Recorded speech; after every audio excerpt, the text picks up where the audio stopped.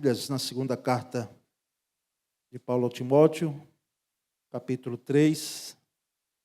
Nós vamos ler do versículo 1 até o versículo 5. 2 Timóteo 3, de 1 a 5. Essa é a quarta e última mensagem bíblica dessa série que começamos tempo atrás, sobre tempos difíceis. Aquilo que eu pelo menos tinha no coração e na mente, isso é apenas uma pregação. Quando fomos nos debruçar pelo texto e lendo também material que nos ajuda, não é? A pensar melhor e fazermos uso, então entendemos que não teríamos condição, a não ser que ficássemos num plano trivial, algo muito superficial. Então surgiram mais 3 mensagens, e essa é a quarta e última, sobre tempos difíceis. Os irmãos têm um material que está sendo projetado na tela, mas nós vamos ler na Escritura, na Bíblia. Acompanhe a leitura que farei nesse momento. Mas você precisa saber disto: nos últimos dias sobrevirão tempos difíceis, pois os seres humanos serão egoístas. Eu estou lendo outra versão que não é a da tela. Avarentos, orgulhosos, arrogantes, blasfemadores, desobedientes aos pais, ingratos, ímpios, sem afeição natural, implacáveis, caluniadores, sem domínio de si, cruéis, inimigos do bem, traidores, atrevidos, convencidos, mais amigos dos prazeres do que amigos de Deus, tendo forma de piedade, mas negando o poder dela. Fique longe também destes. Amém. Vamos ter, amém, misericórdia. Mas vamos ter outra palavra de oração, irmãos? Nós te agradecemos, Senhor, nessa noite, porque aqui estamos, nesse dia 10 de outubro de 2024. Um dia único em nossa vida, porque jamais viveremos nesse mesmo dia, nessa mesma data. Podemos até ter experiências semelhantes em outro dia, mas esse foi o dia que o Senhor nos concedeu. Obrigado porque passou manhã, tarde, noite, aqui estamos, para podermos nos debruçar sobre a Tua Palavra, para podermos adorar, como estamos fazendo, louvar, para podermos edificarmos uns aos outros. E nós, ó Deus, te agradecemos, te pedimos que a Palavra encontre terreno fértil em nosso coração. Faz com que, Senhor, nosso pensamento se volte para a Palavra, que não possamos divagar em nossos pensamentos, seja qual for o motivo, que alguém chegou aqui preocupado, quem sabe até desanimado, abatido, mas eu te peço em nome de Jesus, que possamos estar voltados, Senhor, inteiramente para glorificar o Teu nome agora. Nós oramos e te pedimos em nome de Jesus. Amém. Meus irmãos, na realidade, nós temos aqui essa, vamos dizer, culminância, não é? Essa conclusão desses tempos difíceis, mas eu gostaria de rapidamente lembrar que tempos difíceis, eles, na realidade, já existiram no tempo de Timóteo, quando Paulo escreveu, e hoje nós estamos e estaremos nesses tempos difíceis até a volta de Cristo Jesus, até se consumarem os propósitos de Deus em relação ao mundo, em relação à igreja. Só que nós notamos, isso é evidente, uma expansão, uma intensidade desses tempos difíceis, desses tempos maus, não é? Onde condutas, porque aí são mais do que pessoas, aí expressam condutas, e condutas que implicam em relação à pessoa, em relação ao próximo. E nessa noite nós vamos ver em relação à família, em relação ao dinheiro e em relação à comunhão. Então, pelo menos esses 3 aspectos nós vamos aí colocar como conclusão, né, como a finalização dessa série de pregações. E o primeiro que nós precisamos destacar é que nesses tempos difíceis terão pessoas com condutas de desobediência aos pais. O versículo 2 diz, nos últimos tempos, as pessoas, os seres humanos, os homens, não é, num sentido genérico, serão desobedientes aos pais. Irmãos, eu coloquei aí, aproveitando, que este, de fato, é o maior sinal de uma decadência de um povo. A desobediência a pais, por quê? Porque se espera de que a pai e mãe, numa primeira instância, sejam pessoas que sejam obedecidas ou, pelo menos, ouvidas quando se tratar de adultos. Porque nós sabemos que, enquanto crianças, os nossos filhos, eles precisam entender o que é a voz de papai e de mamãe. Não é dado, irmãos, e às vezes a gente hoje tem visto alguns pais incorrendo num erro seríssimo e que tem consequências, deixando a criança decidir, perguntando à criança se ela quer algo que naquele momento, para aquela situação, ela não tem condição de decidir, porque é criança, tá certo? Já pensou se nós fôssemos perguntar aos nossos filhos se eles querem tomar banho em algum momento, se eles querem escovar dente, se eles querem fazer higiene? Porque há uma fase, eu não sei se aqui foi o caso de alguma família, mas há uma fase, quem sabe, em algum momento a criança não quer. Já se perguntou a crianças algo que não é dado o direito para ela decidir ali. Salvo em questões, sim, na questão de uma partilha, lamentavelmente, de pais, aí existem todo um aparato, né, de psicólogos e uma questão judicial que está em jogo, é que se ouve a criança e que se também determina, né, os que estão afeitos aí ao direito, em cima do que a lei diz. Mas, irmãos, hoje nós percebemos até motivo de discórdia entre os cônjuges, porque muitas vezes os pais, ou um dos cônjuges, um dos pais, ou pai ou mãe, pergunta à criança, e a criança ela tem uma sabedoria na sua essência muito grande. E às vezes acaba ali naquela decisão, naquela escolha, colocando pais e mães ali numa discussão que o nascedor dela não tinha porquê. Porque nós sabemos que os nossos filhos, em determinadas situações, nós é que temos que decidir por eles. Nós é que temos que pegar nas mãos deles e levá-los e conduzi-los.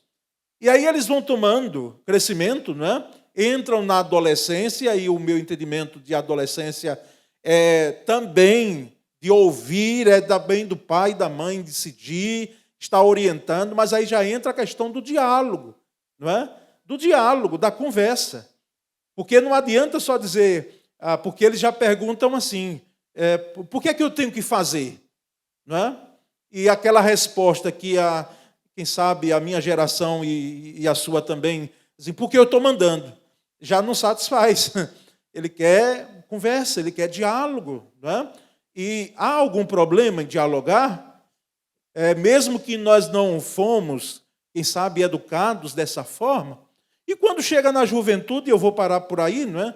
A juventude, acima de 18 anos, não é? Onde tem uma maioridade, embora convivendo na casa dos pais, aí nós precisamos entender que, é claro, existem regras, existem situações, que aquele jovem que está ali, os nossos filhos estão, e eles estão casando mais tarde, os que querem casar, os que chegam ao casamento estão casando mais tarde.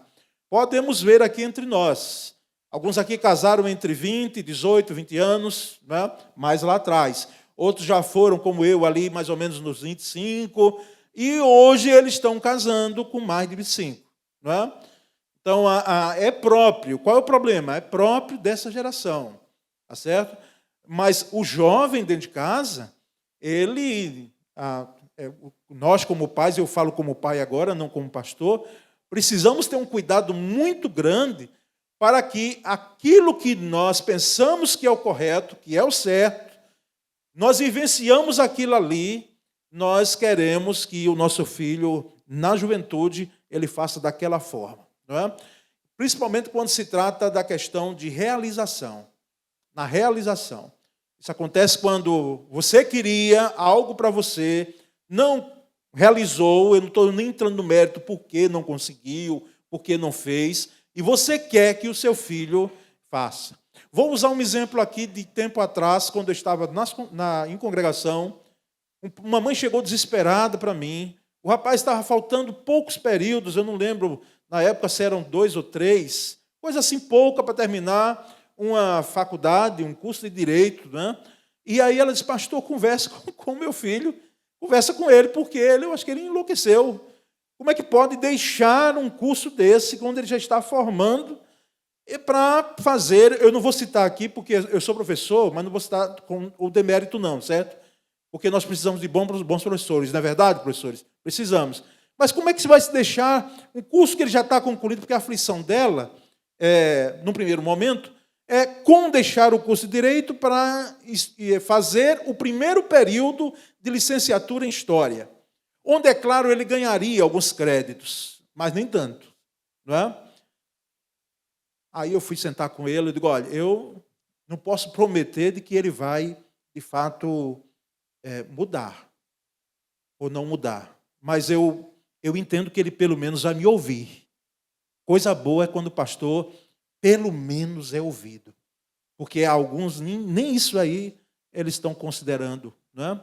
Alguns, graças a Deus, é uma minoria no meio da igreja, mas sentei com um rapaz, eu digo, meu querido, conta aí, abra. Ele disse, não, pastor, é muito claro. É porque esse curso que eu estou fazendo foram os meus pais que queriam. A minha irmã caiu como uma luva para ela, porque ela tem esse jeito, ela gosta, mas para mim não vai dar. E eu vou ter que abandonar. Eu digo, pelo amor de Deus. Eu não disse pelo amor de Deus, não, eu digo, não, pense comigo. Termine o curso, depois você faz a licenciatura. Porque está chegando lá, você está na linha de chegada. Graças a Deus ele me ouviu. Me ouviu, não é? E sabe qual é o final da história? Não fez história, coisa nenhuma. Não é? Não deixou a história. Mas assim, essa é uma prova, ou uma das provas, que nós, enquanto pais, precisamos pensar direito. E quem sabe nós queremos impor algumas situações em nossos filhos que não cabem, meus queridos, na situação que eles estão. Nós precisamos pensar, refletir, até para que eles tenham também uma responsabilidade nas escolhas, nas decisões. Olha, eu, particularmente, aqui quero deixar um pouco claro daquilo que eu penso, né? Eu, particularmente, sou contra namoro, assim, aqueles namoros, quando eu vejo pessoas namorando com 12, 13 anos, 14 anos, eu entendo que os pais, a não ser que seja comum acordo entre os pais e se converse bem, porque eu sei, eu trabalhei com jovem adolescente e nós conhecemos nossos filhos. Não é? Então, eu tenho muitas reservas a namoro assim. Mas nós sabemos que lá na frente, quando eles chegam a uma idade, não é? Eles chegam, para não ser tão radical assim, viu, pastor Júnior? Mas quem sabe de 16 anos, já não pode escolher presidente, não é? Um gestor, quem sabe já não pode tirar, quem sabe, aqui no Brasil ainda não, carteira, né? De habilitação, não pode, mas em outros países pode.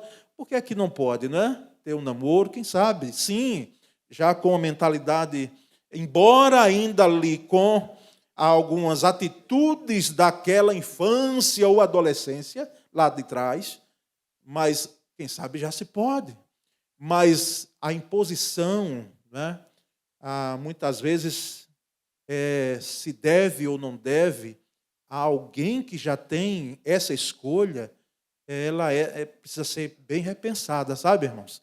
Então, dito isso, nós vamos nos ater a essa desobediência aos pais. Porque, de fato, nesses tempos difíceis, quando os filhos não respeitam mais os pais, então eles perderam por completo qualquer respeito à autoridade. Se não respeita pai e mãe, vai respeitar quem? Não é?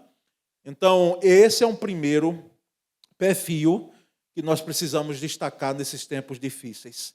Uma geração desobediente aos pais. Onde pais, pelo menos, precisam ser ouvidos. Eu lembro, eu já casado, né? De barba não, porque, para não dizer barbudo, porque eu nunca gostei, não uso, mas já casado, de vez em quando, eu tinha que não colocar algumas situações diante de minha mãe, não. Porque assim, quando a gente casa também, a gente começa a poupar, assim, os pais. Porque eles já começam a imaginar e criar muitas coisas. Imagina você contando. Então, mas eu lembro que em alguns momentos, eu chegava e perguntava, mãe, estou passando isso, estou lidando com isso, o que é que a senhora pensa? Pelo menos ouvir, não é? Mas é uma geração hoje, e isso sempre teve, só que hoje é em demasia. Um volume maior, que tem a característica de desobediência aos pais. E quando eu falo isso, eu não estou falando especificamente da juventude em si. Não. É algo que tem sido impregnado até pelos sistemas que nós temos hoje. Esse é um primeiro fator. Segundo, nos últimos tempos, ou nos tempos difíceis, as pessoas serão desafeiçoadas, não é? Não haverá afeição. E a afeição é mais do que sentimento. A afeição, ela implica em troca, em partilha, não é? De afetos, está ligada à questão de amor mútuo, não é? De mutualidade no amor. Então, essa palavra no grego significa astorgos, né? Sem amor familiar.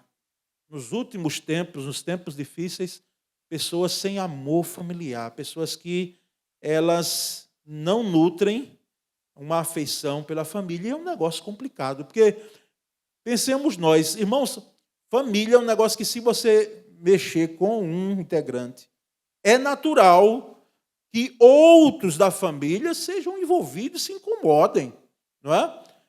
Porque essa questão do elo familiar é muito forte. Como a família se junta muitas vezes para lidar com situações difíceis. Mas é um perfil do tempo difícil, pessoas que estão desafeiçoadas pelos laços familiares. Não é? Os laços familiares. Eles estão muito finos, eles se quebram facilmente. Eles estão se quebrando até por questões que não deveriam ser quebradas. Não é? Tempo atrás, sentei ainda com gente da própria família, aqui no gabinete, para tratar, porque assim, a questão da política partidária foi tão acirrada em 2022, de que tinha gente da família que estava assim, vou usar uma expressão forte, mas era o que eu tinha percebido. Queria ver o Satanás, o diabo, mas não queria ver o outro, que é da família, que era parente. Por quê? Porque seja nas reuniões de família, se surgiu ali uma celeuma tão grande, uma discussão tão grande, não é? Da questão política partidária, e as redes sociais, elas avolumaram isso de tal forma que até hoje, infelizmente, nós temos situações, não apenas nos círculos evangélicos, parece a gente assim, parece que eu fico, meu Deus, será que a gente enlouqueceu? Porque como é que pode permitir, irmãos, que uma situação como essa tome um campo tal que faça com que eu quebre o relacionamento, a afeição com o outro que faz parte da minha família? É claro que houve muita imprudência nisso aí, não é? É claro que houve brechas que foram deixadas, mais desafeiçoados, irmãos, é um perfil desses tempos difíceis, sem afeição no lar. Irmãos, nós sabemos que não pode existir famílias saudáveis, não é? É preciso a afeição no lar. É preciso o amor mútuo. É preciso nutrir esse sentimento, como já disse, mais do que sentimento, para que nós tenhamos famílias saudáveis. Porque assim nós vivemos, eu já disse e reitero aos irmãos, parece que os pavios de todo mundo estão mais curtos. E tem gente que já tem um pavio curto, já por natureza, não é? E parece que hoje, se você tocar um pouquinho, se você pressionar um pouquinho, pronto, acabou-se, não é? E aí nós ficamos pensando, o que é que tem ocasionado isso? Eu não tenho dúvida, irmãos, que é muito mais do que uma questão emocional. Muito mais. É uma questão espiritual. É uma questão espiritual. Então, nos tempos difíceis, nós teremos e já temos. Já tivemos. E temos hoje em maior quantidade. Pessoas desafeiçoadas. Há um terceiro perfil aí de conduta nesses tempos difíceis, que são os avarentos. Não é? Avarentos. Talvez, se você não saiba o que é avarento, fique sabendo agora. Não é? É gente que tem amor ao dinheiro. No versículo 2 está muito claro lá. A palavra grega traduzida por avarentos significa literalmente amantes da prata. E lá em Éfeso, porque nós lembremos, Timóteo, ele era líder da igreja em Éfeso, né? Então, Paulo escreve a Timóteo, que está em Éfeso, e Éfeso era uma cidade, para a época, para as condições sociopolíticas da época, uma cidade onde tinha um comércio bom, tinha muita gente, né? Era uma cidade, para a época, muito dinâmica. Então, enfim, eram pessoas que estavam ali dentro da igreja, porque o apóstolo Paulo não escreve apenas para os que estão fora da igreja, mas ele escreve principalmente aos que estão na igreja, alertando a igreja. Pessoas que são amantes da prata, ou seja, são amantes do dinheiro. O dinheiro, irmãos, como eu coloquei aí, é o Deus mais adorado deste século. Mais adorado. E é bom que se diga, e se faça uma diferença entre ter dinheiro e o amor ao dinheiro. A Bíblia, em nenhum momento, ela condena se você tem o dinheiro de forma lícita. Ou se alguém um dia me perguntou se era pecado querer ser rico. O que é que você responderia? Alguém perguntando, pastor, é pecado querer ser rico? Eu digo, pecado não é, a questão é chegar lá, né? Qual é a herança que está aí? Porque pelos jogos, os betos da vida, os jogos de apostas patrocinados pelo governo, jamais, irmãos, está certo? Eu, particularmente, sou contra esse negócio de fezinha, de você fazer um jogo A, B, isso aí leva um vício, é desgraça, é tragédia, que nós já sabemos, e agora parece que o governo é que está acordando, né? Para isso aí. Então, querer ser rico, não.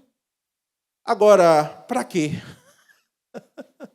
Não surge uma pergunta? Para que querer? Eu lembro do pastor Irlando, está vivo, né? Pastor Irlando Pereira de Azevedo, um dos nossos líderes vivos, mente brilhante, pensa no homem, esteve aqui em 1994, nos abençoando, uma bênção, né? E hoje, já com idade avançada, mas muito lúcido, né? Ele disse, Deus não me deu a riqueza não, mas Ele me concedeu pessoas que podem me ajudar tendo posses. Então eu agradeço a Deus. Não são ricos necessariamente, mas me dão suporte em algo que eu necessito, e elas dizem que são minhas amigas, né?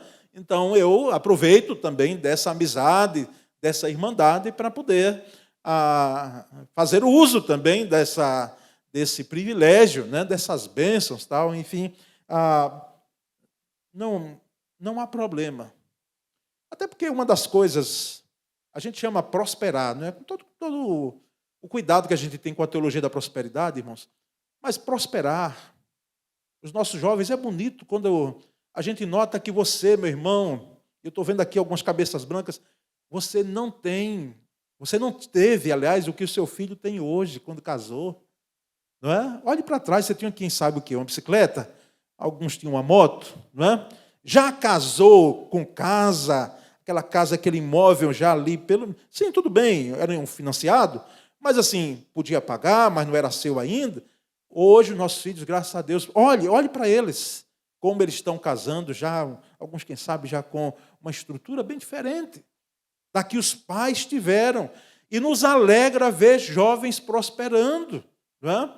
Jovens pensando alto, pensando bem na vida, tendo estrutura mais do que ter dinheiro e ter conforto, poder saber que nessa vida, sim, nós podemos e devemos, não é? Mas, irmãos, o cuidado aqui é grande quando se fala em dinheiro, porque, como falamos, é o Deus mais adorado deste século. As pessoas matam, morrem, casam-se e divorciam-se por amor ao dinheiro em algumas situações. Acontece isso, não é? Por amor ao dinheiro. E nós não devemos ter amor ao dinheiro. O dinheiro é necessário. Aliás, falar em dinheiro, irmãos, convenhamos. Hoje a gente está assim, totalmente... Qual é o nosso dinheiro hoje? Ou é através do cartão, né, pastor Cláudio? Ou é através dos meios que nós temos virtuais. Me admirei quando percebi que por esse celular paguei todas as contas sem precisar ir para um banco ou uma casa lotérica pagar. Digo, meu Deus! E no primeiro momento pensei e disse, será que foi lá mesmo? Olha, eu afeito as questões da internet, sim.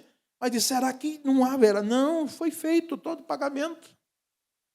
Então, o amor ao dinheiro, ele passa para a questão de que ele é bom e necessário, mas ele não deve e nem é o nosso Senhor. Não é o nosso dono. Ele não vai determinar a nossa conduta. Como acontece nos tempos difíceis, não é com pouca gente não, irmãos, é com muita gente. Inclusive gente que está dentro da igreja. Inclusive gente que está com a liderança da igreja. Líderes, pastores, não é? Que estão ali liderando, mas que têm um amor grande ao dinheiro e, lamentavelmente, em nome da fé, tem feito uso para que eles possam, em algum momento, e eu não estou falando isso em tese, não. Isso é falando com conhecimento de causa. Porque hoje ninguém esconde por muito tempo, não. Para se locupletarem. Por isso que nós percebemos, irmãos, que esses avarentos, eles estão presentes hoje, sempre tiveram, hoje em demasia, mas que não tem nada a ver com a nossa conduta. Mas vamos adiante para podermos concluir, não é? Com o versículo 5 e último que lemos.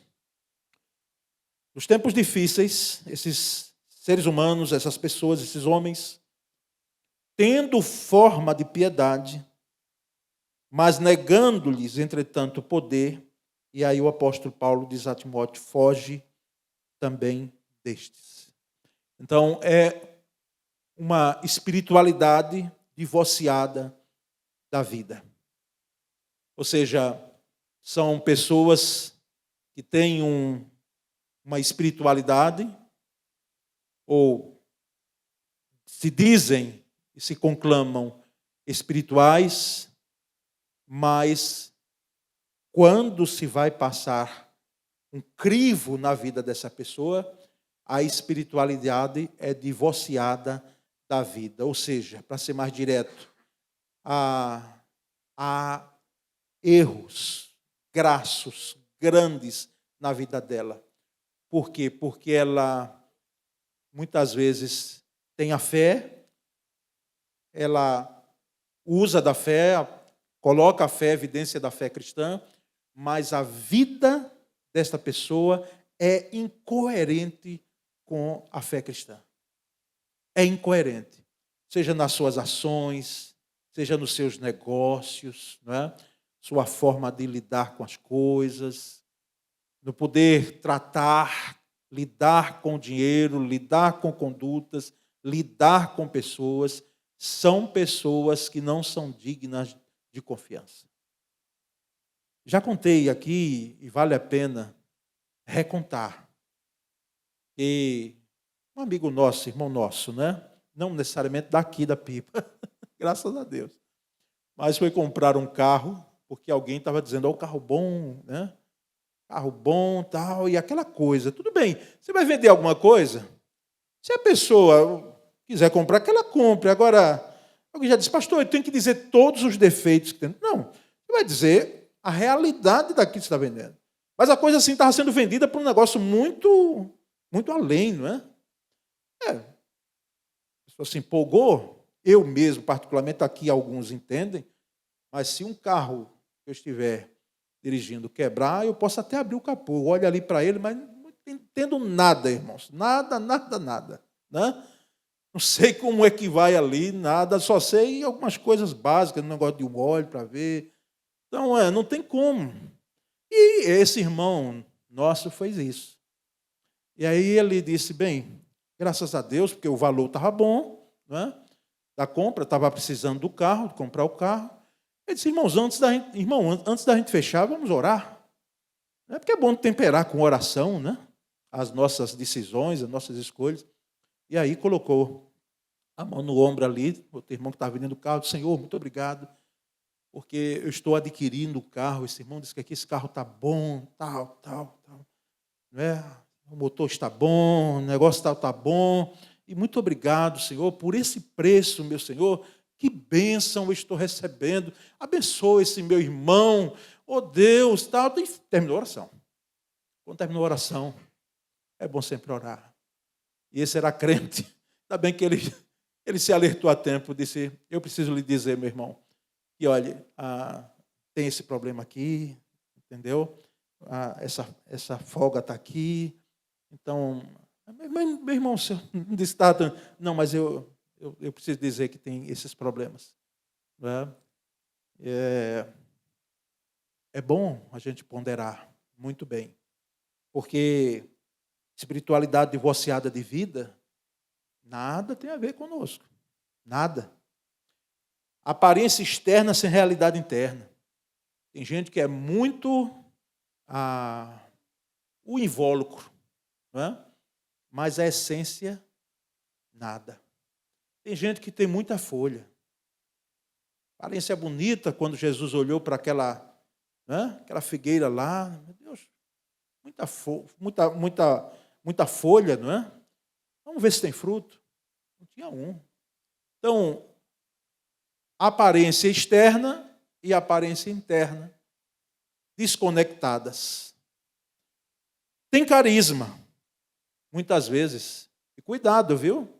Na igreja, porque tem gente que tem um carisma, chega e por isso que é bom sempre esse conviver, mas tem um carisma grande, mas não há vida, ou não tem caráter. Não é? Carisma grande, mas não tem caráter. É aquele tipo de que, um tempo de internato de seminário, um colega que a gente ficava admirado, disse, rapaz, como é que ele consegue namorar as meninas bonitas do seminário? Como é que essa menina caiu na lábia dele? Né? Porque se não era um enganador, mas ele sabia como começar uma conversa. Entendeu? Ele sabia como abordar um assunto e aí eu sei que, né, às vezes era motivo de admiração, como um sujeito, para alguns feio, namorava umas moças bonitas no seminário. Né? A forma de conversar. Esse era crente, viu, irmãos? Não era descrente, não. Era crente, só que era desse jeito assim, conhece? Alguém que é bom, né, na conversa, mas se isso for de tal forma que seja desconectado com o caráter, e tenhamos pessoas carismáticas, como é bonito. Por exemplo, eu sou fã de pessoas extrovertidas, gosto. Gosto muito, particularmente, permito pessoas que, mesmo que elas sejam... O que não se admite é a falta de educação, né? Mas pessoas diretas, pessoas que dizem o que pensam diretamente, sem fazer aquele, né? aquele arrodeio, aquela coisa bonita, como muitas vezes é para nós, pastores, usarmos o esquema de Natan, né? Para dizer uma verdade, porque às vezes precisamos contar uma história. Vê como Natan fez diante de Davi, né? Começou contando uma história, para depois dizer: és tu, ó rei, esse homem aí, você mesmo está se condenando, né? Então, mas como fazer se há um carisma desconectado com o caráter? Mostram números, mas não tem vida. Mostram números, bons números. Por isso que precisamos ter muito cuidado na orientação dos nossos filhos, na conversa, né? Porque às vezes tem pessoas, e já vi mães fazerem de tudo, não estou chamando, em hipótese alguma, a grande maioria de conviteiras, né, como se chamava antigamente, mas já vi aquelas coisas assim da mãe dizer: não, casar porque é um bom partido. Mas não era um bom partido porque tinha um bom caráter, era um cara honesto. Era um bom partido porque ele ganhava bem, tinha um bom emprego. E isso é bom, porque é uma lástima. Eu já disse lá no templo e reitero aqui: é uma lástima quando alguém casa com um ser humano preguiçoso. Principalmente não cabe, em hipótese alguma, um homem. Precisa ser trabalhador, mas é preciso também ter caráter, ter vida. Não é? E aí o apóstolo Paulo finaliza dizendo: olha, Timóteo, destes aí, não apenas destes aqui, mas desses todos, e desde lá, da primeira pregação, nós vimos, e que estão aí do versículo 1 até o versículo 5, de 2 Timóteo 3, destes aí, foge. O que é fugir aqui, que o apóstolo Paulo estava dizendo? Não era dizer: olha, vá para outro mundo, para outro lugar, se transporte para outro lugar, separe deles, não tenha contato nenhum com eles. Não, não é isso. Não tenha comunhão com eles. Não tenha comunhão. Não se envolva a tal ponto de você perder a sua essência de tempero, de sal e de luz. Porque Jesus disse que era para nós sermos sal e sermos luz, não é? E nós somos, aliás. Vós sois o sal da terra e a luz do mundo. Olha, que expressões maravilhosas e cheias de responsabilidade para nós. Mas Jesus não misturou, ou não mandou misturar sal com terra, né? Sal com lama, não. Nós somos sal e luz. E não devemos nos misturar, até porque onde a luz chega, as trevas vão embora, né? A lenda é uma lenda, mas transmite uma realidade. Diz que chegaram para o sol e disseram: sol, disseram, né? Sol, não vá para a terra não, porque a terra é escura, tem umas crateras lá, tem uns relevos diferentes, não vá para a terra. Lá está muito escuro, é muita escuridão, né? E aí o sol, diz a lenda, veio para a terra.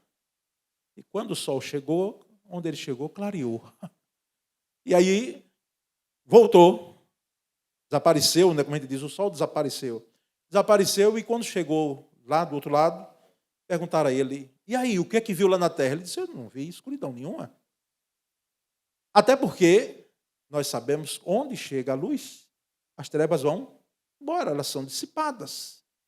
Então, irmãos, aqui nesse sentido, nós não temos a comunhão de tal forma que a nossa vida seja, em vez de influenciar, que é um tema que a juventude aí já se debruçou, seja influenciado. As questões de uma universidade como a nossa que nós temos aqui, não é? Digo claramente para os irmãos, e poderia ter sido em outro, para mim só trouxe ajuda. para mim, só trouxe colaboração para o meu ministério, né? Para a minha vida. Lidar com situações e textos que eu lia, que eu não concordava, né, com aqueles teóricos, principalmente da sociologia da educação, e isso era mas lia e tinha que fazer, mas em hipótese alguma fez com que a minha fé fosse impregnada de tal forma que eu abandonasse a Cristo ou o caminho da fé.